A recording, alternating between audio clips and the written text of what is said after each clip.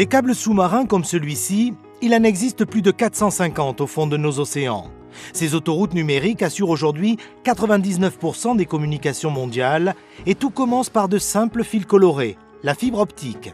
Elle est aujourd'hui capable de transmettre des ondes lumineuses et d'envoyer nos emails, nos photos et nos vidéos en un fragment de seconde à plusieurs milliers de kilomètres.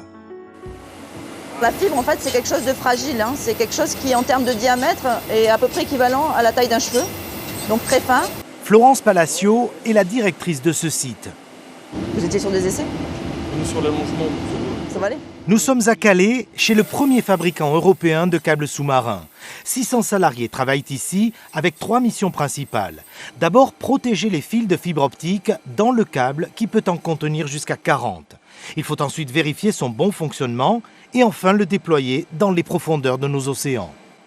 La première étape, ce qu'on voit ici sur la grosse bobine, c'est intégrer les fibres dans un tube inox rempli de gel. Première étape de protection. Ensuite, deuxième étape de protection, où on vient rajouter autour du tube en inox des fils acier qui sont tressés, qui permettent de protéger l'intérieur de la pression au fond de l'eau. Le cuivre ou l'acier permettra ensuite d'accompagner l'électricité indispensable à l'amplification du signal optique. Une dernière couche isolante et le câble, dont certains sont à peine plus épais qu'un tuyau d'arrosage, va rejoindre cette immense cuve. Une bobine géante enroulée à la force des poignets.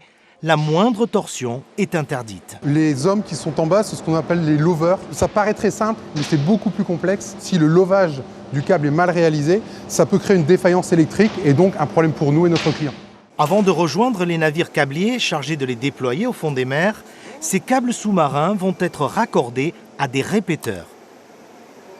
Pour que le signal puisse traverser les mers sur plusieurs milliers de kilomètres, il est nécessaire de réamplifier régulièrement le signal à peu près tous les 70 km.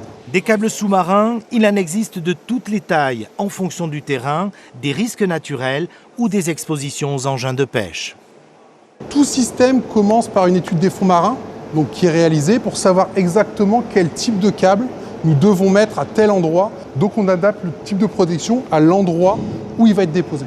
1,3 million de câbles tapissent les fonds marins, l'équivalent de 3 fois la distance entre la Terre et la Lune. Le plus long est en cours de déploiement. En 2024, il fera le tour de l'Afrique pour rejoindre l'Inde, 45 000 km à travers les océans.